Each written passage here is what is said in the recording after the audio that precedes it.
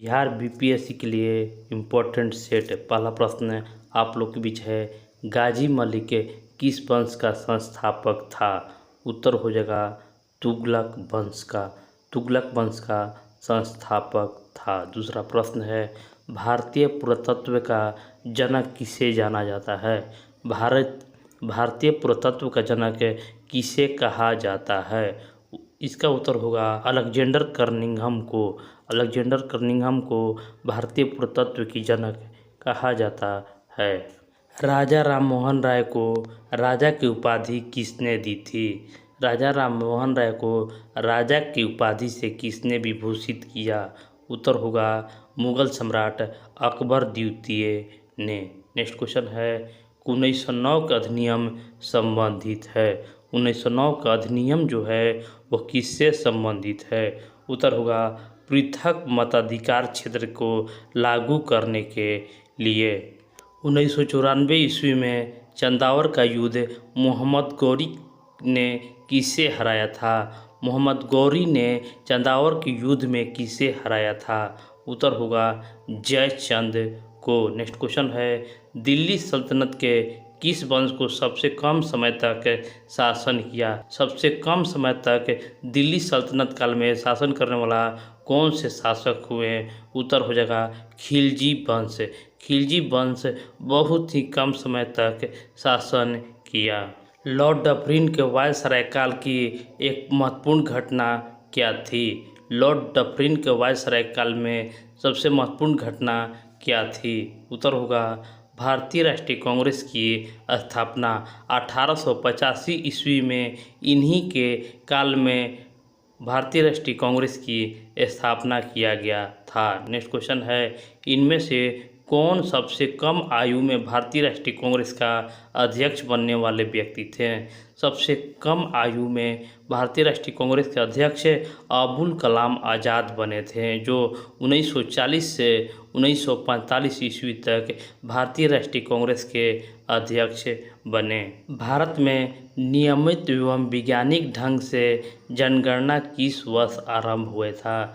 नियमित ढंग से जनगणना किस वर्ष आरंभ हुआ? उत्तर होगा 1881 ईस्वी में, और 1872 ईस्वी में इसका शुरुआत हुआ था और नियमित रूप से 1881 ईस्वी में इसका आरंभ किया गया था।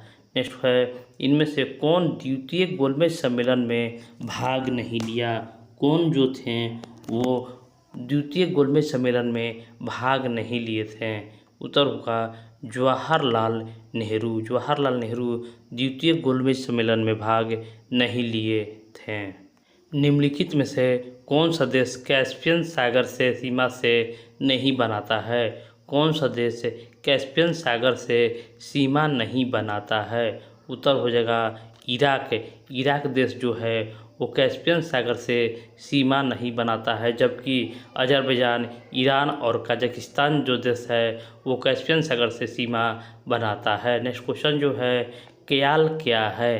क्याल क्या है? उत्तर होगा क्याल केरल के एक लैगून है। लैगून झील एक क्याल है। निम्नलिखित में से कौन सा युग्म सुमेलित नहीं है? कौन सा युग्म जो है वो सुमेलित नहीं है? उत्तर होगा इंसेलबर्ग हिमनद। इंसेलबर्ग हिमनद सुमेलित नहीं है। नेक्स्ट क्वेश्चन है, स्ट्राम्बोली है एक। स्ट्राम्बोली है एक। उत्तर होगा एक जागृत ज्वालामुखी। स्ट्राम्बोली एक जागृत ज्वालामुखी है। जल प्रदूषण निवारण एवं नियंत्रण अधिनियम किस वर्ष लागू किया गया था? जल प्रदूषण निवारक एवं नियंत्रण अधिनियम किस वर्ष लागू किया गया? उत्तर हो जाएगा 1974 ईस्वी में लागू किया गया था। आगे क्वेश्चन है, 1911 की जनगणना के अनुसार भारत में जनसंख्या घनत्व कितना है? देखिए, 11 की जनगणना के अनुसार जनसंख्या घनत्व कितना है? उत्तर होगा 382। 382 जनसंख्या घनत्व है। निम्नलिखित में से कौन सा युग्म सही नहीं है? कौन सा युग्म जो है वो सही नहीं है? उत्तर हो जाएगा नाथुला, अरुणाचल प्रदेश। नाथुला जो है वो सिक्किम में स्थित है, इसलिए यह सुमेलित नहीं है। नेक्स्ट क्वेश्चन है संप्राय मैदान संबंधित है। संप्रदाय मैदान जो है वो नदी से संबंधित है। निम्नलिखित में से कौन सा क्षेत्र टोडा जनजाति का मूल निवास क्षेत्र है? टोडा जनजाति का मूल निवास क्षेत्र है। उत्तर होगा टोडा जनजाति का मूल निवास क्षेत्र नीलगिरी की पहाड़ियाँ है। नेक्स्ट क्वेश्चन है राजतनुरा रेल रिफाइनरी शोधशाला कहाँ स्थित है? देखिए राजतनुरा हमेशा एग्जाम में आते रहता है। इसका उत्तर होगा राजतनुरा तेल शोधक शोधशाला जो है वो सऊदी अरब में स्थित है। अफीम का वनस्पतिक नाम क्या है? अफीम का वनस्पतिक नाम क्या है? उत्तर हो जाएगा पेपेवर सिम्नोफेरम। पेपेवर सिम्नोफेरम अफीम का वनस्पतिक नाम होता है। नेक्स्ट क्वेश्चन है विश्व से चेचक का उन्मूलन कब घोषित हुआ था? चेचक का उन्मूलन घोषित कब हुआ था? देखिए ऑप्शन बी 1980 में चेचक का उन्मूलन घोषित हुआ था। जीवाणुभोजी बैक्टीरियोफेज क्या है? देखिए जीवाणुभोजी बैक्टीरियोफेज क्या है? उत्तर जो हो जाएगा विषाणु को संक्रमित करने वाला एक जीवाणु है जीवाणुभोजी। नेक्स्ट क्वेश्चन है पौधों में अर्धसूत्री विभाजन का अध्ययन के लिए सबसे उपयुक्त भाग कौन सा होगा?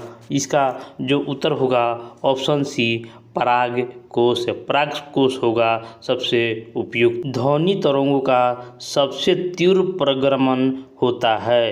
ध्वनि तरंगों का सबसे तीव्र प्रगमन होता है। उत्तर हो जाएगा ठोस में। ठोस में सबसे तीव्र प्रगमन होता है और मनुष्य के आँखों में किसी वस्तु का प्रतिबिंब बनता है। मनुष्य के आँखों में किसी वस्तु का प्रतिबिंब बनता है दृष्टिपटल या रेटिना पर बनता।